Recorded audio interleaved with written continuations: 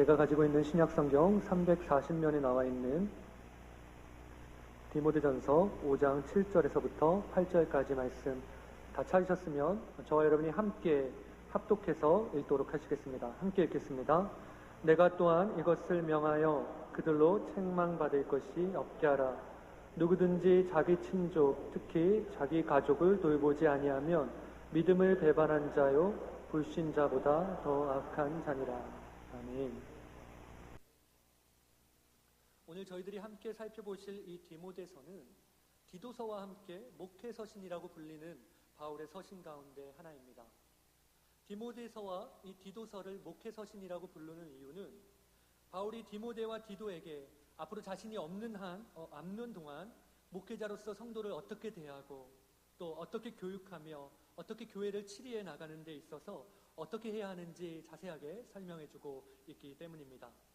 이런 이유에서 디모데서와 디도서는 신학적인 문제보다는 실제적인 어떤 생활 속에서 나타날 수 있는 윤리와 도덕적인 문제들을 많이 말하고 있습니다. 오늘 저와 여러분이 함께 살펴보실 이 본문도 우리의 실제 삶의 영역에서 어떻게 하면 더 도덕적으로 또 윤리적인 그리스도인으로서 살아가야 하는지에 대해서 교훈해주고 있는 말씀이라 할 수 있습니다. 여러분, 오늘 본문의 말씀을 보시면 또한이라는 말로 시작하고 있습니다. 저희들이 또한이라는 말을 사용할 때는 앞에서 한 말과 유사한 이야기가 나온다는 것을 저희들은 알 수 있습니다. 그런데 아이러니하게도 오늘 본문은 앞구절과는 전혀 다른, 그리고 뒷구절과도 다른 이야기를 하고 있는 것을 볼 수 있습니다. 앞의 구절은 과부에 대해서 이야기하고 있지만 바로 뒤에 나오는 오늘 본문은 가족과 친척들에 대해서 이야기하고 있습니다. 그리고 여기서 멈추는 것이 아니라 다시 본문을 넘어 9절로 넘어가면서 바울은 다시 과부에 대해서 말씀하고 있는데요. 어떻게 과부를 구제할 것인지에 대해서 구체적으로 말하고 있습니다. 그러니까 바울은 지금 과부에 대해서 언급한 후에 갑자기 자기 친족, 가족에 대해서 이야기하고 있고 또다시 과부에 대해서 이야기하고 있는 것입니다. 여러분, 바울이 왜 이러한 구조를 가지고 사람들에게 편지를 썼을까요? 앞서 말씀드리자면 이는 당시 과부를 구제하는 문제가 있었기 때문입니다. 여러분, 당시 시대적인 배경에서 과부는 사회에서 가장 최하위 계층에 속하는 사람들이었습니다. 왜냐하면 당시의 시대는 남성 우월주의 시대였고 과부는 더 이상 남편의 보호 아래서 살 수 없는 존재였기 때문입니다. 특히 남성이 기업을 이어받는 이 이스라엘 민족 안에서 과부가 된다는 것은 매우 끔찍한 일이었습니다. 왜냐하면 이 사회에서는 남성만이 모든 재산이 상속받을 수 있었고 여성들 앞에는 아무것도 주어지는 것이 없었기 때문입니다. 또한 오늘날과 달리 여성의 권리가 인정되지 않는 당시의 사회에서 여성들이 할 수 있는 일이란 매우 한정되어져 있었고 특히나 몸이 불편한 여성이나 나이가 들어서 더 이상 일을 할 수 없었던 여성은 실제적으로 생계를 이어나가는 것이 거의 불가능할 지경에 있었습니다. 그렇게 과부는 이 세상을 살아갈 때 너무나도 힘들고 또 어려운 삶을 살아갔다는 것이죠. 그래서 초대교회가 생기고 난 이후에 교회가 가장 먼저 관심을 갖고 실천한 이 사회적인 사업은 다름 아닌 과부를 구제하는 일이었습니다. 그런데 당시에 과부가 많이 있었는지에 대해서는 저희들이 알 수는 없지만 어쨌든 본문과 관련된 위아래의 문맥을 살펴보면 이러한 교회의 전통 안에 이 교회의 전통으로 인해 한 가지 문제가 생기게 되었다는 것을 알 수 있습니다. 교회라는 울타리 안에서의 과부, 즉 사회적인 약자들이 보호를 받는다는 것을 알게 된 이 그리스도인들이 그들 자신이 충분히 자신의 친족 중에서, 자신의 친척 중에서, 자신의 가족 중에서 과부가 된 사람들을 보호할 수 있음에도 불구하고 이러한 책임을 모두 교회에게 떠넘겼다는 것입니다.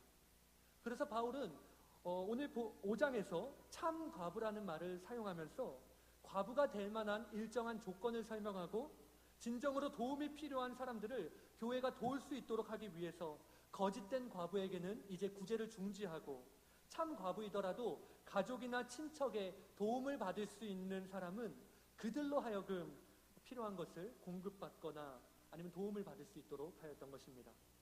이러한 상황 속에서 바울이 지금 이 디모데에게 하고자 했던 말은 다음과 같습니다. 정말 도움이 필요한 사람들에게 도움을 줄 수 있도록 여러분의 친족이나 여러분의 가족이 특히 어렵다면 그들을 교회에 부탁하지 말고 여러분이 직접 도와주십시오. 이러한 바울의 말을 통해 오늘 이 시대를 살아가고 있는 저희들에게 적용해서 오늘 본문이 우리에게 무엇을 말씀하고 있는지 한번 생각해 봤으면 좋겠습니다. 먼저 바울은 가족을 돌보지 않는 행동은 책망받을 행동이라고 말씀하고 있습니다. 앞서 말씀드린 것처럼 오늘 본문은 또한이라는 말로 시작하고 있다고 말씀드렸습니다. 본문 7절의 말씀입니다. 내가 또한 이것을 명하여 그들로 책망받을 것이 없게 하라. 바울은 지금 또한이라는 단어를 사용하면서 지금 바울이 가르치려고 하는 것이 분명히 그리스도인들에게는 책망받을 행동이라는 것을 나타내고 있습니다. 이어서 8절은 이렇게 말씀하고 있습니다. 누구든지 자기 친족, 특히 자기 가족을 돌보지 아니하면 믿음을 배반한 자요 불신자보다 더 악한 자니라. 그러니까 지금 오늘 본문 7절과 그리고 8절의 말씀을 서로 연결해 보면 본문은 그리스도인으로서 가족을 돌보지 않는 행동이 교회에 해를 끼치는 행동일 뿐만이 아니라 분명히 하나님으로부터 책망받을 만한, 사람들로부터 책망받을 만한 행동이라는 것을 말하고 있습니다. 먼저 여기서 저희들이 한 가지 생각해 볼 것은 여기서의 책망이 세상 속에 사는 사람들, 즉 예수님을 믿지 않는 그리스도인이 아닌 사람들로부터의 책망일 수도 있다는 것입니다. 여러분, 오늘날 우리가 뉴스를 보면 세상이 참 악해져서 자녀들이 늙은 부모를 모시거나 책임지려고 하는 일들을 피하고 그리고 가정의 구성원으로서 가정의 책임을 지려고 하는 모습들을 피하는 그러한 일들이 우리 가운데 많이 일어나고 있습니다. 그런데 그러한 모습이 어디 사회에서 뿐이겠습니까? 오늘 우리의 교회 안에서도 이러한 모습들을 저희들은 종종 볼 수 있습니다. 교회에는 우리가 충성하고 교회에는 우리가 두 팔 벌려 정말 두 팔을 걷어붙이면서 열심히 일하면서 정작 자신의 부모나 자신의 형제나 자신의 친척들에게는 홀대하는 모습들이 우리에게 보이지 않게 있다는 것입니다. 물론 저희 교회는 그렇지 않지만 교회의 충성과 헌신만을 강조하고 그 외에 가정이나 사회에서의 우리의 책임에 대해서는 무관심한 가르침이 우리 세상 가운데, 우리의 교회 가운데 얼마나 많이 퍼져 있습니까? 세상은 이러한 그리스도인들을 볼 때 무엇이라고 말하고 있습니까? 세상은 이러한 그리스도인들을 책망하고 손가락질할 것이며 그리스도인의 이러한 행동은 결코 교회에 덕이 되지 못한다는 것입니다. 바울은 고린도전서 14장에서 은사에 관해 설명하면서 교회의 덕에 대해서 말씀하고 있습니다. 교회의 덕을 세우기 위해서라면 은사에 대해서 절제할 줄 알아야 하며 예언에 대해 강조하고 있는 말씀입니다. 여기서도 같은 원리를 적용해 볼 수 있습니다. 가족을 돌보지 않고 신앙에만 열중하는 것이 과연 우리 교회의 덕을 세우는 데 유익한 일이 될까요? 아닙니다. 도리어 우리가 신앙에 열중하는 것만큼이나 우리의 가족에게, 우리의 형제에게, 우리의 친척들에게 우리가 헌신할 때 우리의 모습을 통해 많은 사람들이 교회의 아름다움을 볼 수 있을 것입니다. 한편 또 생각해 볼 것은 이것뿐만이 아닙니다. 예수님 당시에 바리새인들은 고르반이라는 맹세 유전을 가르쳤습니다. 여러분, 고르반의 의미는 여러분도 잘 아시다시피 하나님께 드리는 선물이라는 의미를 가지고 있습니다. 그래서 당시의 유대인들은 고르반이라고 외치면 자신의 재산을, 자신의 재물을 다른 사람이, 심지어 부모조차도 그것을 사용하지 못하도록 할 수 있었습니다. 그런데 또 이렇게 고르반이라고 외치면서 여러분, 하나님께 바쳤었던 이 선물은 또 다시 찾을 수도 있었습니다. 그러니까 부모가 살아계실 때는 이 재산, 내가 가지고 있는 이 재산이 하나님께 드릴 재산이니까 드릴 수 없다고 하면서 부모에게 아무런 도움도 주지 않고 있다가 부모가 돌아가시게 되면 그것을 취소하고 다시 자신에게로 가지고 오는, 일정의 수수료만 내고 다시 가져오게 되는 그런 일종의 재테크와 같은 행동을 유대인들이 했었던 것입니다. 어떻게 하면 자신의 돈을 더 아낄 수 있을까? 심지어 가족에게까지 나눠주지 않고 어떻게 하면 자기 혼자 자신의 가족, 자기의 가족들만 자기의 재산을 독식할 수 있을까 하는 이런 악한 생각에서 나온 것이 바로 고르반이었습니다. 그러나 예수님은 마가복음 7장에서 이러한 유대인들의 고르반에 대한 전통을 책망하시면서 너희가 전한 전통으로 하나님의 말씀을 헛되게 만들었다라고 말씀하고 있습니다.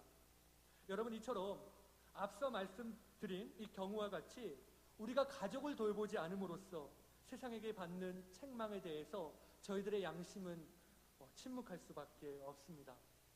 그런데 여기서 더 나아가 만약 성경이 말씀하고 있는 이 책망의 주체가 다른 사람이 아니라 그것이 하나님이라면 믿는다 하면서 자기의 가족들에게는 전혀 도움을 주지 않고 전혀 돌보지 않는 자에게 하나님의 책망이 주어진다는 사실에 저희들은 더욱 두려운 마음으로 우리의 가족을 돌보는 일에 우리가 주의해야 할 것입니다.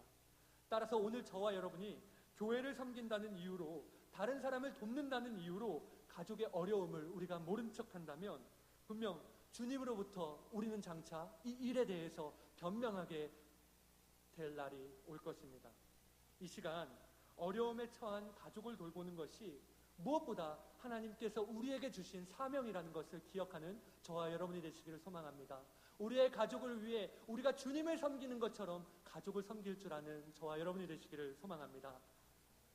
다음으로 바울은 가족을 돌보지 않는 행동은 믿음을 배반하는 행동이라고 말씀하고 있습니다.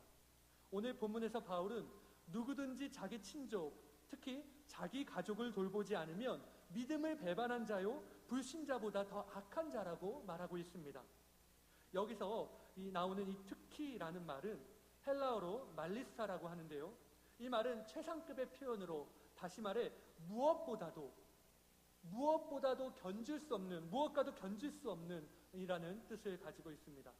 그래서 이것을 다시 번역하면 무엇보다도 자기 가족을 특히 돌보지 않는 사람은 믿음을 배반한 사람이라고 할 수 있습니다. 여러분, 저희들이 보통 가족을 돌보지 않는 사람을 두고 여러분은 무엇이라고 합니까? TV나 어떤 뉴스에서, 신문에서 가족을 돌보지 않고 가족에게 해를 끼치는 사람에 대해서 우리는 무엇이라고 합니까?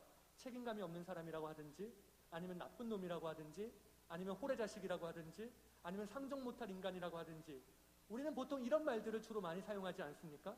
그런데 바울은 지금 가족을 돌보지 않는 사람을 들어서 무엇이라고 말씀하고 있습니까? 믿음을 배반한 사람이라고 말씀하고 있습니다.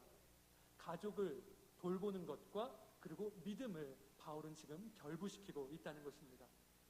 여러분, 저희들이 이 부분을 이해하기 위해서는 오늘 저와 여러분이 믿고 있는 신앙에 대해서 다시 한번 생각해 볼 필요가 있습니다.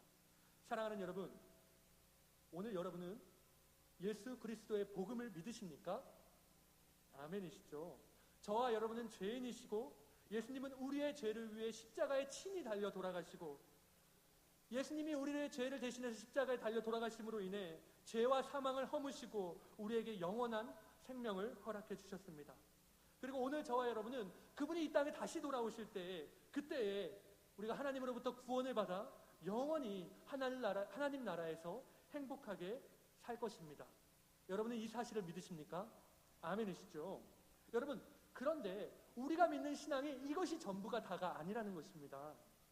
이것은 우리가 믿는 우리의 신앙의 고백의 단지 일부분일 뿐입니다. 분명 반대의 상황도 우리가 생각해 봐야죠.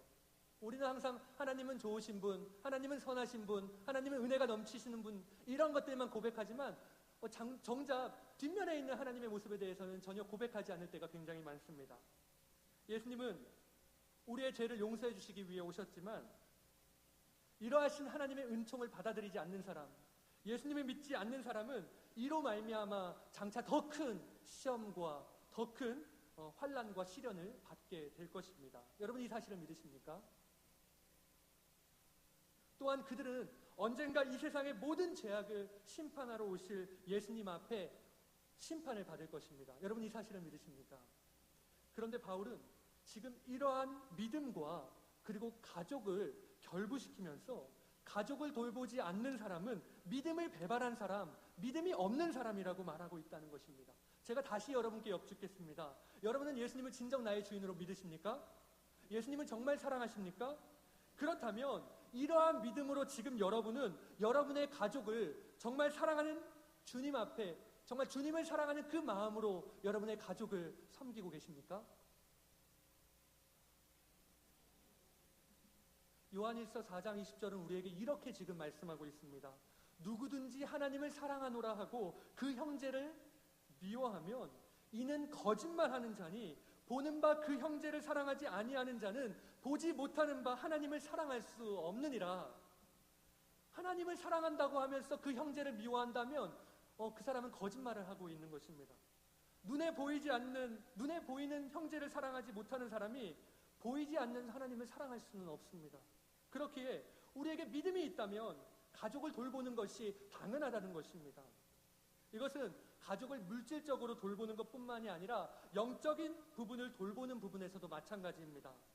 저와 여러분에게는 우리의 가족을 물질적으로 섬기는 것뿐만이 아니라 영적으로 돌봐야 할 의무도 우리에게 있습니다. 끊임없이 가족을 위해 기도하고 믿지 않는 가족에게 전도하며 그들이 변화될 때까지 우리는 계속해서 복음의 씨앗을 뿌려야 합니다. 만약 저와 여러분이 우리의 가족에게 복음을 증거하는 일을 소홀히 한다면 부자와 거지 나사로에 나오는 이 부자처럼 언젠가 우리에게도 후회할 날이 생기게 될지도 모릅니다. 여러분, 제가 앞서 말씀드렸던 것처럼 우리의 믿음은 예수님을 믿지 않는 사람은 영원한 멸망에 나아가게 될 것이라고 저희들은 그렇게 알고 있고 또 그렇게 고백하고 있고 그 말에 아까 모든 분들이 아멘이라고 화답하셨습니다. 혹시 여러분은 여러분의 믿지 않는 가족과 친척이 여러분이 전하는 복음에 대해서 완고하게 거부하는 태도를 취한다고 해서 그들에게 복음을 전하는 일을 소홀히 하고 계시지는 않으십니까?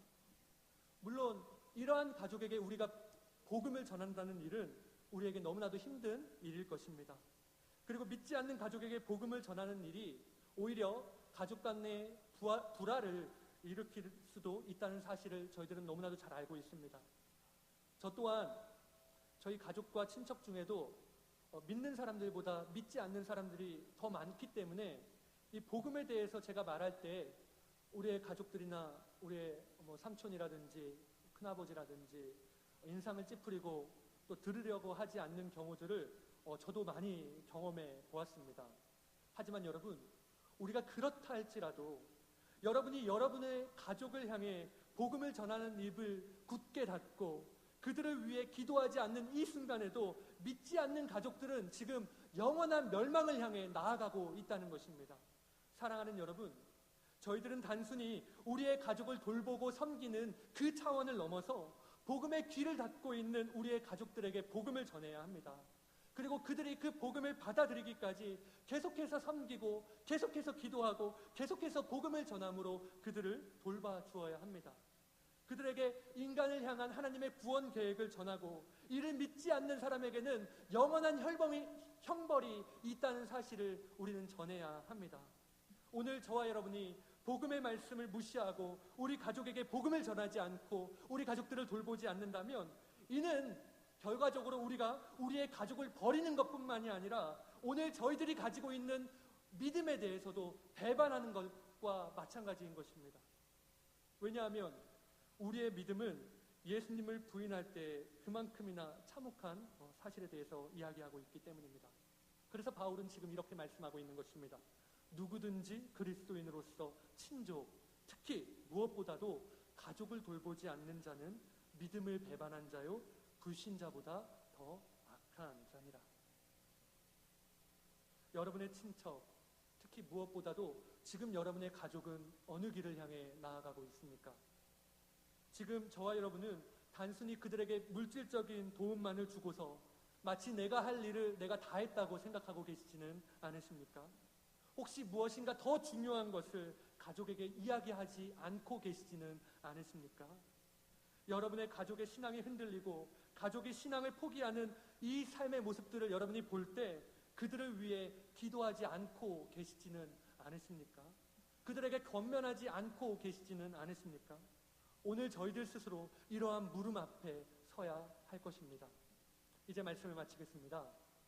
사랑하는 여러분, 시작하는 우리 한 주간이 우리의 가족을 돌보는 한 주가 되기를 소망합니다. 가족의 물질적인 어려움은 물론 당연히 돌보고 그리고 또 도와주어야 하겠지만, 특별히 우리 가족 안에 믿지 않는 가족들이 있다면 그들의 영적인 어려움도 우리가 돌봐주어야 하겠습니다.